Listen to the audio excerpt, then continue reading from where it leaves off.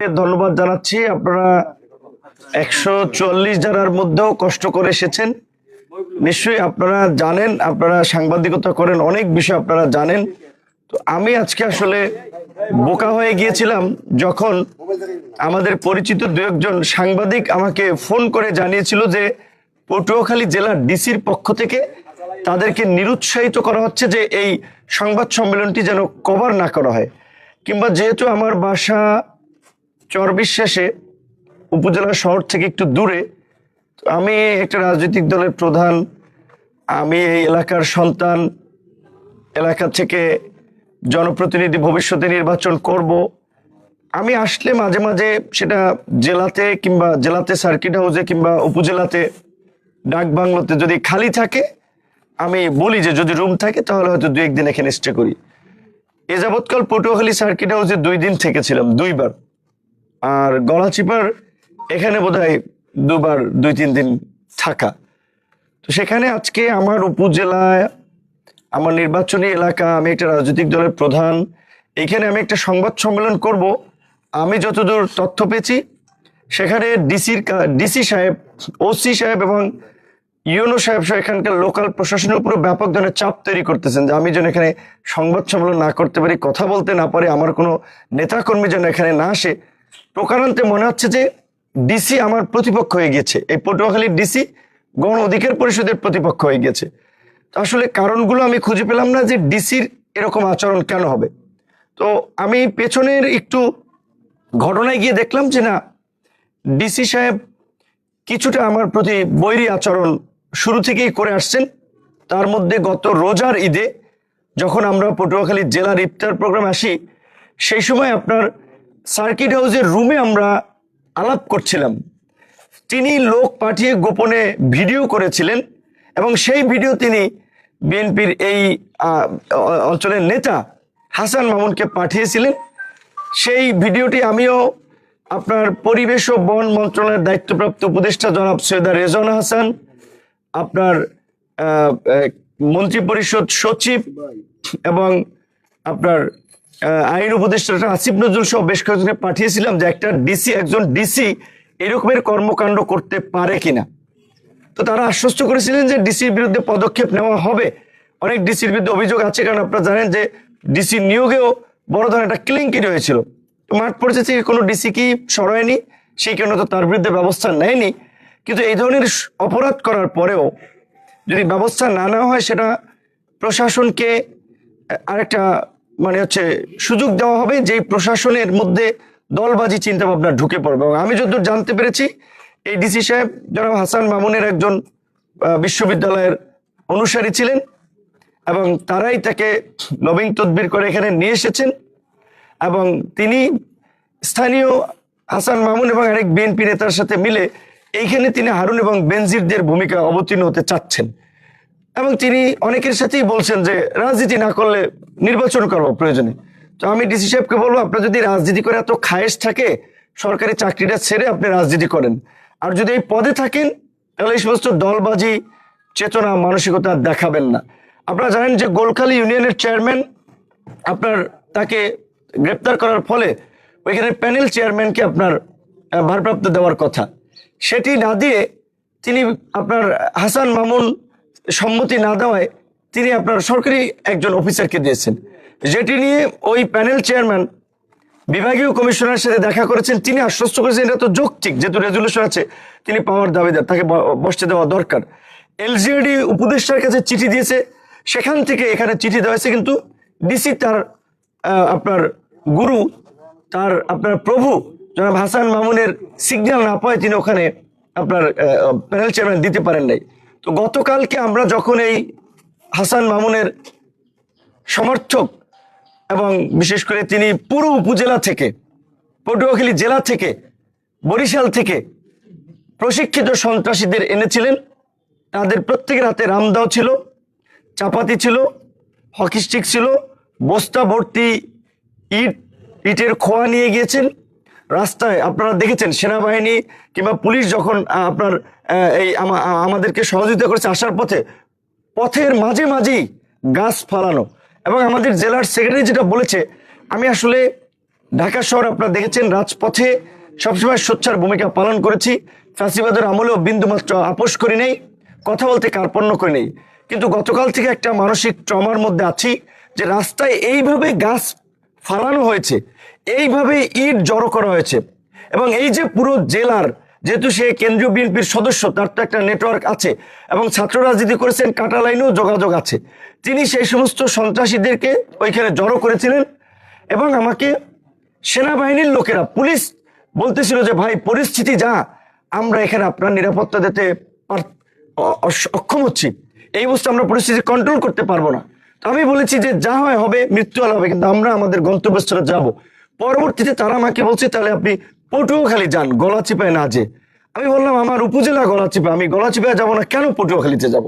শেখ হাসিনার রক্তচক্ষুকে উপেক্ষা করে নেই আজকে সামান্য বিএনপির এই 600 অধিক কেন্দ্রীয় কমিটির নেতা, তার মধ্যে একজন নির্বাহী কমিটির সদস্য, যারও আপনার সুবিধাভোগী একজন ছাত্র নেতা, জানেন আজকে জনাব তারেক রহমানের মতো একজন জনপ্রিয় নেতা, সম্মানিত ব্যক্তি, এই যে কিছু কিছু ঘটনায় তাকে নিয়ে সমালোচনা করে, এই হাসান মামুনদের কারণেই সেই ঘটনাগুলো, এই যে হাওয়া ভবন টবন বলে, এগুলো হাসান মামুনদের মতো কিছু লোকজন জনাব তারেক রহমান ইমেজ ক্ষুণ্ণ করেছিল। 111-এর সময় আপনারা দেখছেন তার একটা সুবিধাবাদী ভূমিকা, একটা মিছিল করে রাজপথে, এবং গত 16 বছরে তার ওয়াইফ সরকারি চাকরি করেছে, একদিন ওএসডি হয় নাই।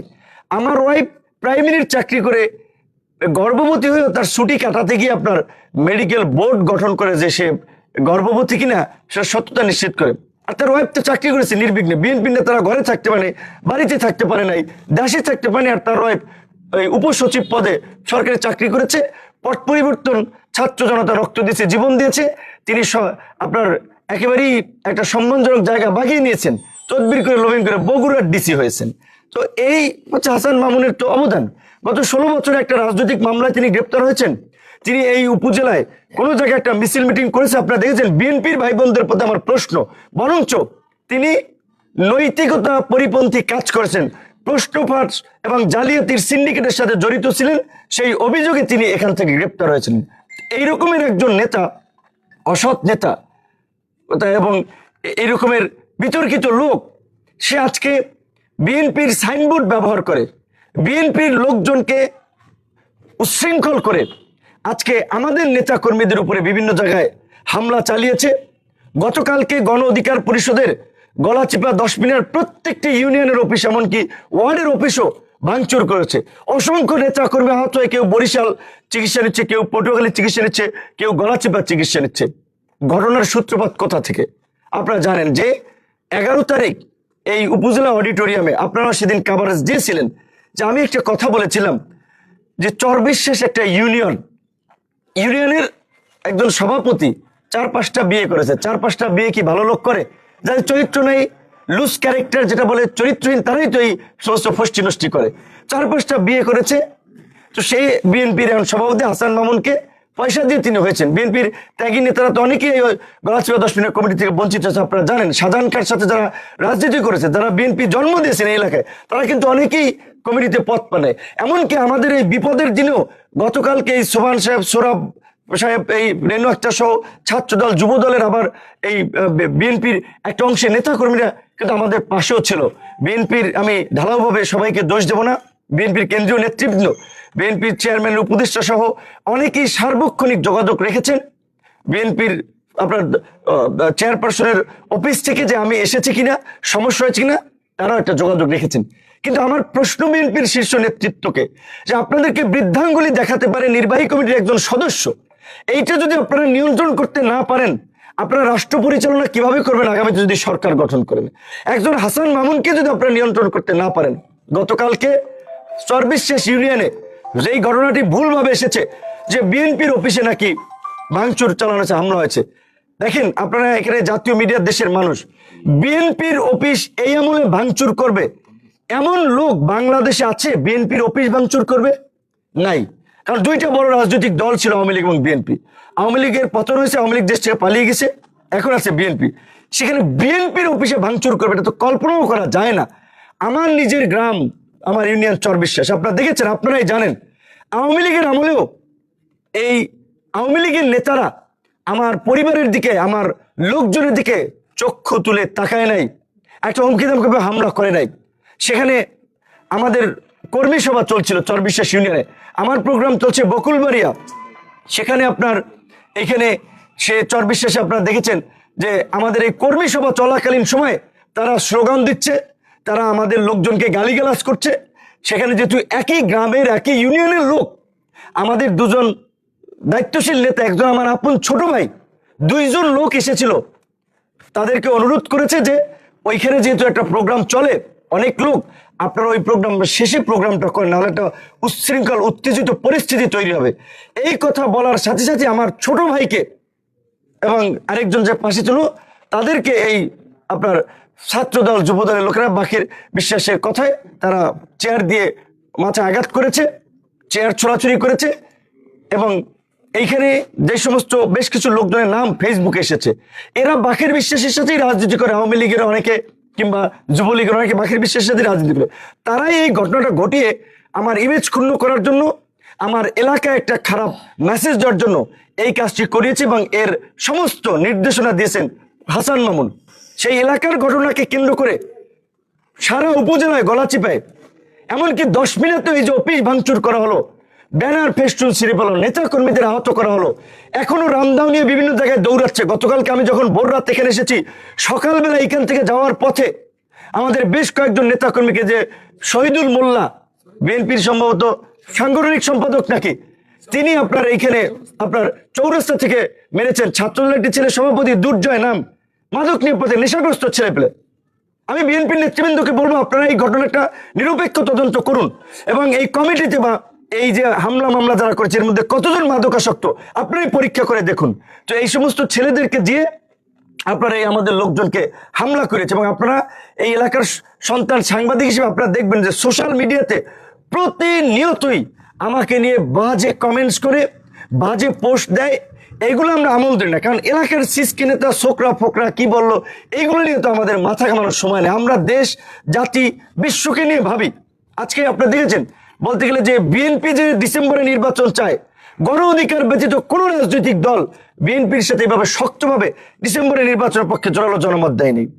বিএনপির নেতাদের চরিত্র হনন করা হচ্ছে, যে আপনার সালাউদ্দিন সাহেব থেকে মির্জা ফখরুল, রুমিন ফারহানা, ভারতের দালাল, এইটা সেটা। সেখানে গণ অধিকার পরিষদের নেতৃবৃন্দ সভাপতি হয়ে আমরা সেটার প্রতিবাদ করি, কারণ আমরা মনে করি যে রাজনীতিতে একটা সৌন্দর্য শিষ্টাচার থাকা দরকার। এইভাবে যদি সিনিয়র মানুষকে নিয়ে নানা ধরনের অপপ্রচার প্রপাগান্ডা ছড়ায়, আজকে একজনকে নিয়ে ছড়িয়েছে, কালকে আমাকে নিয়ে ছড়াবে, সে জায়গা থেকে আজকে জাতীয় পর্যায় থেকেও আমাদের এত একটা বোঝাপড়া, জাতীয় রাজনীতিতে সমস্ত রাজনৈতিক দলগুলোর এত একটা আন্তরিকতা, সেখানে লোকাল পর্যায়ে আমার উপজেলায় এক হাসান মামুন বিএনপির সাইনবোর্ড ব্যবহার করে এই ঘটনা ঘটালো। আমি শুধুমাত্র ডক্টর ইউনূসের সাথে জনাব তারেক রহমানের মিটিং, এই কারণে ওনাকে এই ছোট বিষয়ে জানায়নি। আমি বিএনপির শীর্ষ নেতৃবৃন্দকে বলবো, আমি দেখতে চাই যে আপনারা হাসান মামুন এবং যারা এই ঘটনা ঘটিয়েছে তাদের বিরুদ্ধে কি পদক্ষেপ নিচ্ছেন, তারপরে আমাদের রাজনৈতিক সিদ্ধান্ত হবে।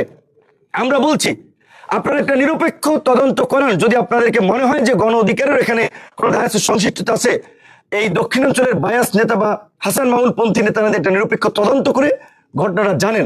এবং স্থানীয় প্রশাসনকে, ওনারা আন্তরিক ছিল, বিশেষ করে উপজেলা প্রশাসন, কিন্তু ওনাদের হাতে অনেক কিছু থাকে না, কারণ ওখান থেকে কন্ট্রোল করে ডিসি, এসপি সাহেবও অনেকের আন্তরিকতার পরিচয় দিয়েছেন, কিন্তু ডিসি যে আচরণ করেছেন এটা একটা ক্রিমিনাল মানসিকতার পরিচয়। এই রকমের ব্যক্তিরা সরকারি কর্মচারীর পদেই থাকতে পারে না, ডিসি তো দূরের কথা। অবশ্যই আমরা আহ্বান জানাবো সরকারের প্রতি, এই জনপ্রশাসন সংক্রান্ত কমিটির কাছে, এই ডিসি সহ এইরকম মানসিকতার যারা ডিসি রয়েছে তাদেরকে অপসারণের জন্য পদক্ষেপ নেওয়া হয়। আমি সর্বশেষ এই কথাটি বলতে চাই, আমি লজ্জিত, আমি দুঃখিত যে আজকে এরকম একটি ঘটনা আমার উপস্থিতিতে ঘটলো, কিন্তু আমার কখনোই এটা প্রত্যাশিত ছিল না। আমি তো এই চর অঞ্চল থেকে নেতা হই নাই, আমি কোনো রাজনৈতিক দলের পাঁচেটে নেতা হই নাই, কারো গোলামি করে নেতা হয় নাই। আন্দোলন সংগ্রামের মধ্যে দিয়ে আমরা বেড়ে উঠেছি, প্রতিকূল সময় রাজপথে লড়াই সংগ্রাম করে নিজেদেরকে তৈরি করেছি, কোনো দলে যাই নাই, দল তৈরি করেছি। ঢাকা বিশ্ববিদ্যালয়ে 28 বছর পরে ডাকসুর বিপি নির্বাচিত হয়েছি, একটা দলের প্রধান হয়েছি। আমরা তো আঞ্চলিক নেতা না, ইউনিয়ন উপজেলার নেতা না, কোনো দলের সদস্য না। তো আমাদের সাথে এই ধরনের আচরণ করা হলো, এলাকাবাসী এই গলাচিপা 10 মিনার মানুষের কাছে আমরা এর বিচার দিলাম। আপনারা এর একটা বিচার করবেন, বিহিত করবেন যখন আপনাদের সুযোগ আসবে। এই 5ই আগস্টের পরে গণ অধিকার পরিষদের কোনো নেতা কর্মী কোনো মানুষের মাথায় বাড়ি দেয় নাই, কারো কাছ থেকে 5 টাকা চান্দা আনে নাই, কারো ঘর দখল করতে যায় নাই, কারো বাড়ি দখল করতে যায় নাই, বরঞ্চ যেই বক্তব্যকে কেন্দ্র করে তারা একটি মিথ্যা অপপ্রচার এবং প্রপাগান্ডা ছড়িয়েছিল। আপনারা জানেন, আপনারা খোঁজ দেন, চরবিশ্বাস ইউনিয়নের বাজারের যে আপনার বাজার, সেটা যে চান্দিনা বিটি, সেটা শতাংশে সরকারি রাজস্ব হচ্ছে প্রতি বছরের জন্য 260 টাকা। হয়তো ওখানে 4-5 বছরে সেটা বকেয়া পড়েছে, সেইটার আপনার তাহলে হাফ শতাংশের আসবে 130 টাকা। সেইখানে ইউনিয়ন বিএনপির সভাপতিকে ব্যবহার করে বা হাসান মামুনের নির্দেশে চাঁদা তোলা হচ্ছে। এইখানে আপনার এই 35,000, 30 থেকে 35,000 টাকা ব্যবসায়ীদের কাছে বলা হয়েছে যে তারা ডিসিআর কেটে দেবে, কারণ ডিসি হাসান মামুনের লোক, ইউনিয়ন সভাপতি বাকের বিশ্বাসের লোক, এই বাকের বিশ্বাস হাসান মামুন ডিসি, তারা এটা করবে। এর পাশের বাজার হচ্ছে বটতলা, বটতলা থেকে 30,000 টাকা করে নিয়েছে। আপনারা খোঁজ দেন 30,000 টাকা কেন নিয়েছে এই বাজারের এই চান্দিনা বিটিগুলো থেকে, যেখানে 130 টাকা করে হাফ ডেসিমলে নেবে, সেখানে 35,000 টাকা করে নিচ্ছে।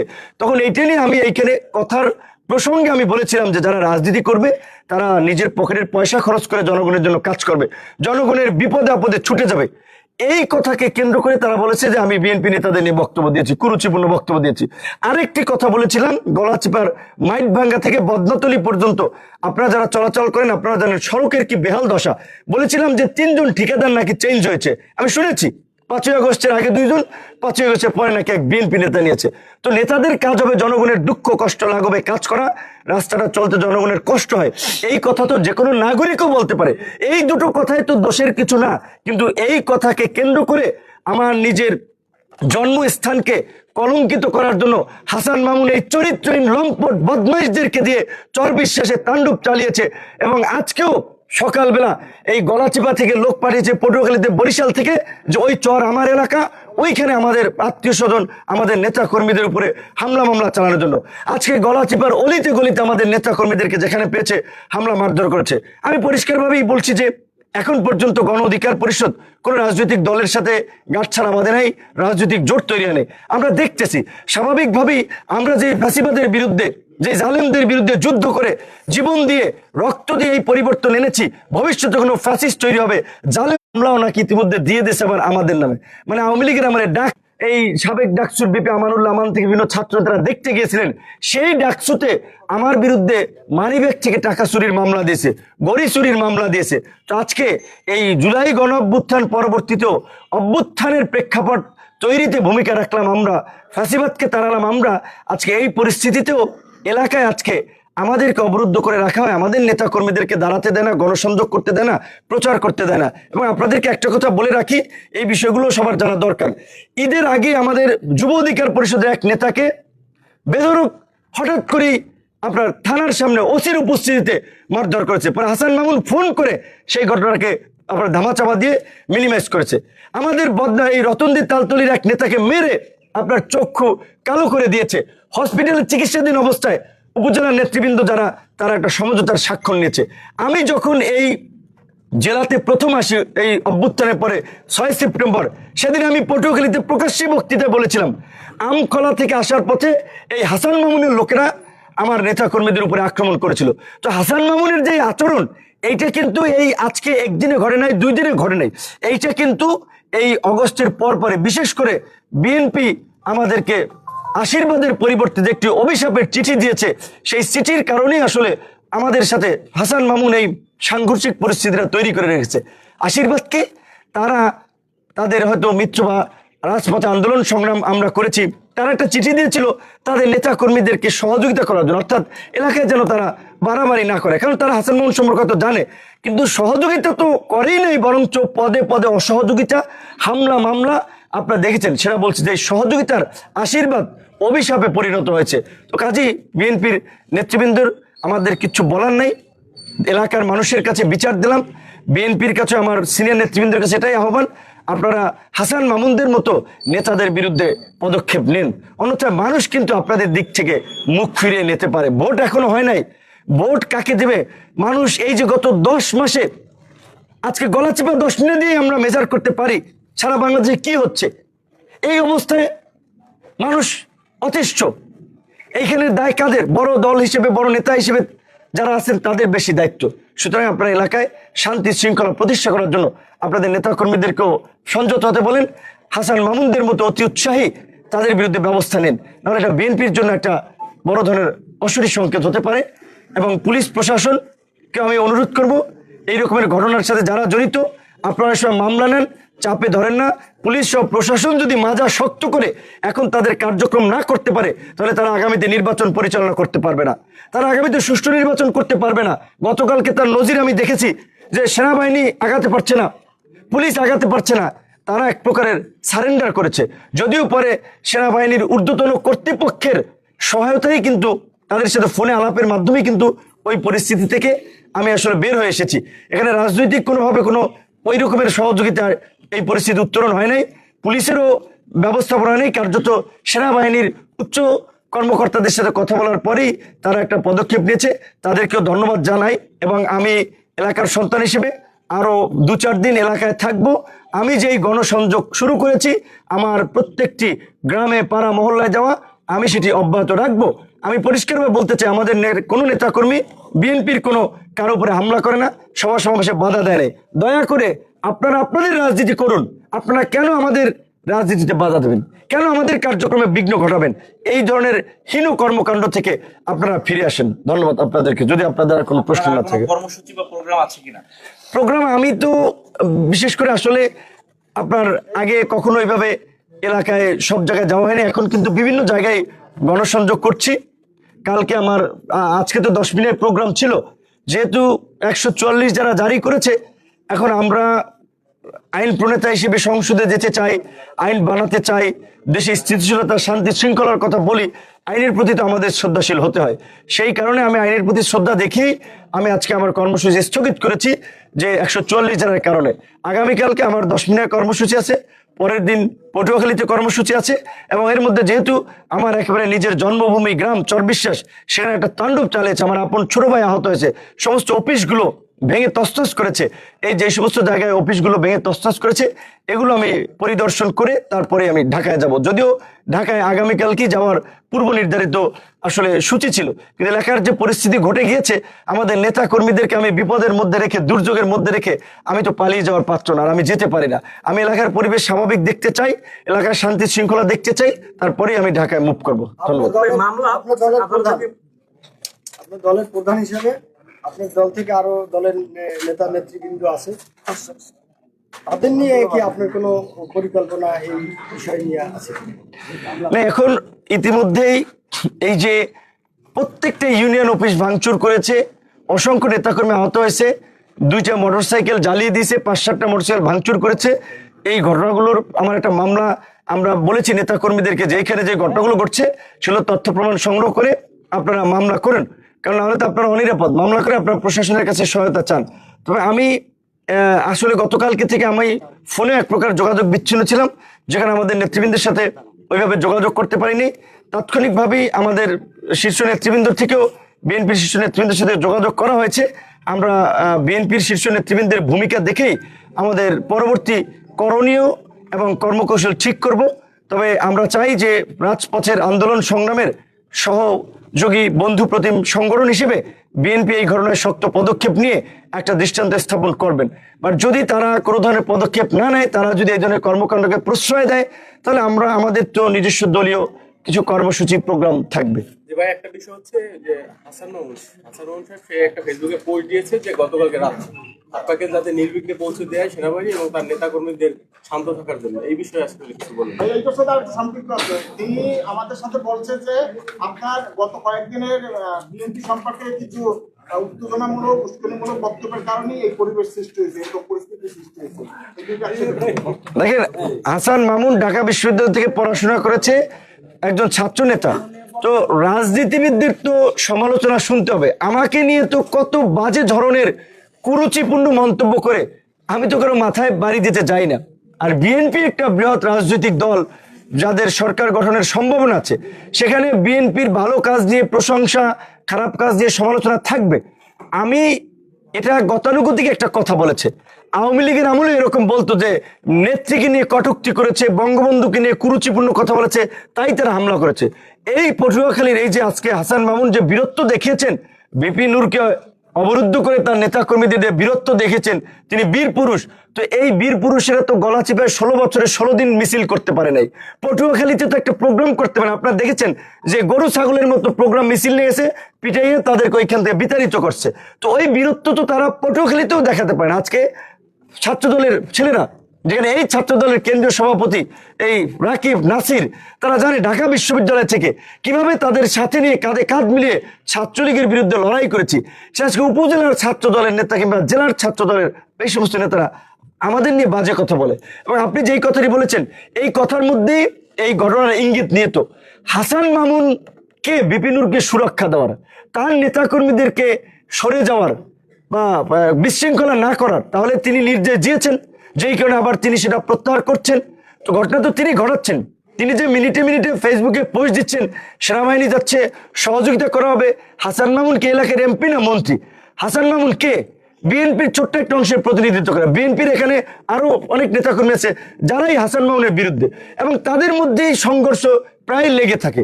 এই বাকির বিশ্বাসের বিরুদ্ধেও কিছুদিন আগে বাকির বিশ্বাসী বিএনপির লোকেরা তাকে মারধর করেছে, তারা বিএনপির আরেক গ্রুপের সাথে তাদেরকে মারধর করেছে।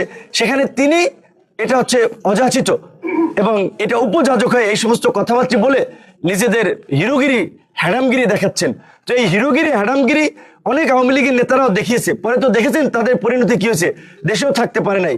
একসময় প্রকাশ্যে বক্তব্য বলছিলাম, গুলিস্তানে মজিব কোট কেনার লোক থাকবে না, মজিব কোট পরে রাস্তায় কেউ বের হবে না। তো কাজে এই যে আজকে হাসান মামুনের সাথে যারা লাফাচ্ছে কিংবা হাসান মামুনের মতো যাদের আচরণ, আপনাদেরকে সাক্ষী রেখে বললাম, তাদের পরিণতিও আপনারা দেখবেন। এই দেশের মানুষ কাউকে ক্ষমা করে না। নির্বাচন তো আগামী আসতেছে, নির্বাচনে ব্যালটই তার জবাব মানুষ দেবে। ধন্যবাদ ভাই। 144 ধারা জারি সম্পর্কে কিছু বলবেন কি? 144 ধারা আসলে এটা হচ্ছে এখন মানে বলতে গেলে তো মনে হচ্ছে যে আমার প্রোগ্রাম থামানোর জন্য 144 ধারা দিয়েছে। কারণ হচ্ছে এখানে হাসান মামুন তো ধরেন সে তো এলাকায় নাই, আর সে যদি এলাকায় থাকে সে তার প্রোগ্রাম করবে। যেমন আমি 10 মিনিট প্রোগ্রাম করি, এইটা একটা রাজনৈতিক শিষ্টাচার যে একজন দলের নেতা বা একটা দল যদি এক জায়গায় প্রোগ্রাম করে আরেকটা দল কাছাকাছি প্রোগ্রাম না করে, তো তাহলে তারা এখানে প্রোগ্রাম না করলেই তো হয়। আমাদের অফিস ভাঙচুর হয়েছে, আমাদের নেতা কর্মীদের উপরে হামলা হয়েছে, তার প্রতিবাদে আজকে বিকাল 4টায় মিছিল ছিল, সেখানে 144 যারা দিয়েছে। কারণ হাসান মামুনের লোকেরা সেখানে হামলা করবে, পুরো গলা চিপায় অস্ত্রশস্ত্র জোগাড় করেছে। এখন প্রশাসন তাদের দায় এড়াতে এই হাসান মামুনের সন্ত্রাসীদেরকে নিবৃত্ত করতে না পেরে 144 যারা জারি করেছে। এটা প্রশাসনের অক্ষমতা, প্রশাসনের দুর্বলতা, এবং এই দুর্বলতাগুলো যদি প্রশাসন কাটিয়ে উঠতে না পারে তাহলে এই প্রশাসনকে দিয়ে কোনোভাবেই আগামীতে একটা সুষ্ঠু নির্বাচন সম্ভব নয়। এটা কিন্তু দেশের মানুষ এখন পরিমাপ করছে, কথা বলছে। যেখানে আমার